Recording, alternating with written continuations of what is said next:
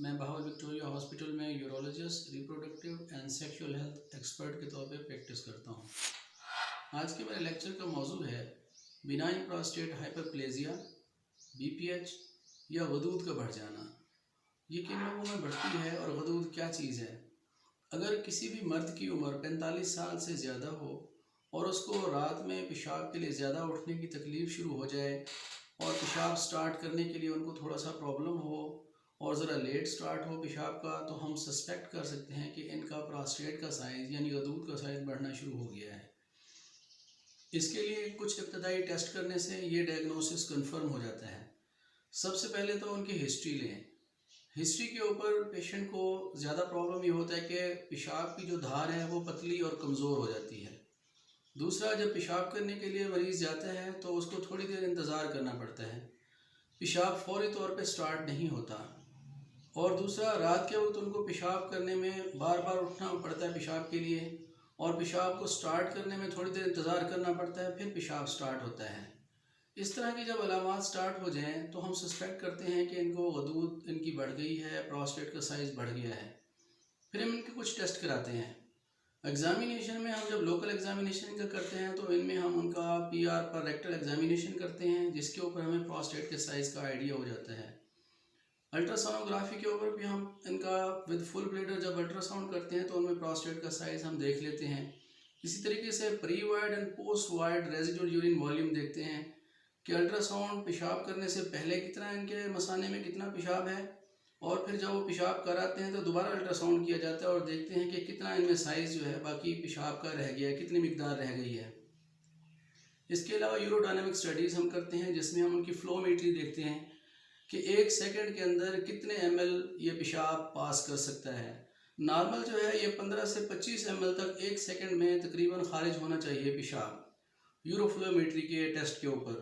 लेकिन अगर ये कम हो जाता है तो हम अंदाज़ा लगा सकते हैं कि इनके मसाने के पट्टे भी कमज़ोर हो रहे हैं या रुकावट पैदा हो रही है।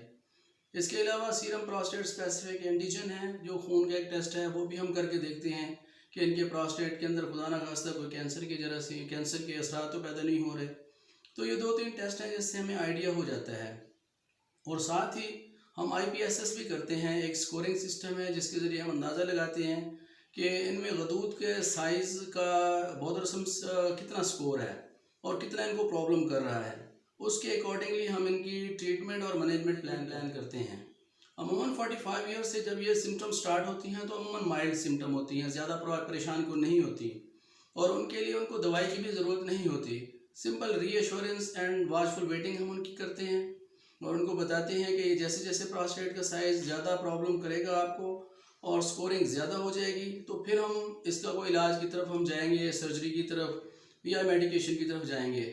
और जब ये स्कोरिंग सिस्टम ज़्यादा हो जाए और प्रॉब्लम करने लगे और अल्ट्रासोनोग्राफी और दूसरे टेस्ट के ऊपर इनकी जो ऑब्स्ट्रक्शन है वो बहुत ज़्यादा हो जाए तो तब हम इनको सर्जरी की तरफ लेके जाते हैं।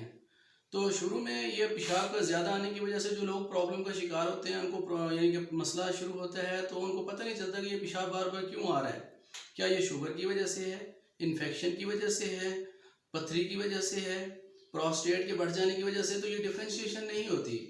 और जो लोग पेरिफेरी में बैठे होते हैं उनके पास ये सहूलत भी नहीं होती टेस्ट कराने की, ना वो खून का टेस्ट करा सकते हैं ना अल्ट्रासाउंड करा सकते हैं। तो उनमें ये लेक्चर देने का मकसद था कि उनको आइडिया हो जाए कि 45 ईयर्स के बाद और ओल्ड एज लोगों में ये पेशाब का बार बार आना ये गदूद की वजह से है, और इसमें ये हर मर्द को होना है, चाहे वो गरीब से गरीब हो या अमीर से अमीर हो। ये एक फिजियोलॉजिकल मैकेनिज्म है और हर मर्द के अंदर ये गदूद की साइज़ के बढ़ जाने की वजह से ये सिम्टम्स आना शुरू हो जाएंगे, और उसके लिए फौरी तौर पे ऑपरेशन की ज़रूरत भी नहीं होती। सिंपल मेडिसिन से बाज़ वक़्त हम अल्फ़ा ब्लॉकर्स देते हैं, उससे बहुत बेहतर हो जाता है। सिंपल रीअश्योरेंस से बेहतर हो जाता है, थोड़ा सा लाइफस्टाइल मॉडिफिकेशन से बेहतर हो जाता है। इसी तरीके से ओबेसिटी को कम करने से ये बेहतर हो जाता है। और अगर ये बाकी दवाइयों से ठीक ना हो और बाकी दूसरी मेडिकेशन से और दूसरे मैयर से बेहतर ना हो और इनका IPSS स्कोरिंग बढ़ जाए और ये मॉडरेट और सवियर प्रोस्टेट की तरफ चला जाए तो फिर हम इसके लिए ऑपरेशन की तरफ जाते हैं। और इसके लिए आजकल गोल्ड स्टैंडर्ड TURP है, यानी कि कैमरे के ज़रिए ऑपरेशन किया जाता है, वो भी है। और जो लोग अनफिट होते हैं और वो ऑपरेशन के काबिल नहीं होते तो मेडिसिन से भी इसको रिग्रेस किया जाता है, जिसमें कम्बिनेशन थेरेपी हम देते हैं मेडिसिन, और तकरीबन 4 से 6 महीने में और विद फ्रीक्वेंट टाइम पे हम इनका अल्ट्रासाउंड करके उनके साइज़ को भी देखते रहते हैं। तो कम्बिनेशन थेरेपी से ये गदूद का साइज़ बगैर ऑपरेशन के भी ठीक हो जाता है। तो इस चीज़ के लिए अगर कोई भी इस चीज़ का मरीज़ है तो वो हमारे पास तशरीफ़ लाए, हम उनको असेस करेंगे और उसके बाद उसके बेहतर इलाज उसको बताएंगे।